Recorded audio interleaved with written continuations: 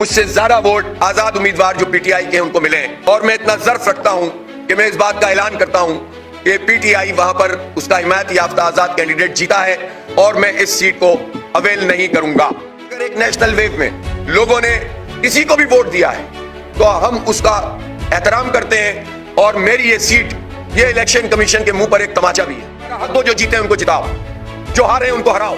PP और MQM की बंदर बांट करके 7 सीटें पीपी को दे दो, 15 जो है वो एमक्यूएम को दे दो। ये शहर है कि क्या है, किसी का दस्तरखान है? इस शहर के आवाम की तौहीन करो। तो अगर पीटीआई के लोग जीते हैं तो हम इसको कबूल करते हैं। पूरे निजाम के ऊपर को पलट देता हूं मैं अपनी सीट को, और पूरे पाकिस्तान के लिए मिसाल है ये कि बाज़मीर लोग सामने आए। मैं एमक्यूएम के भी उन लोगों से कहता हूं, अगर अल्लाह ताला ने उनको हिदायत दी और उनके अंदर कोई जमीर जागता है तो वहां आए सामने कौम के और ऐलानात करें कि हम नहीं जीते हुए।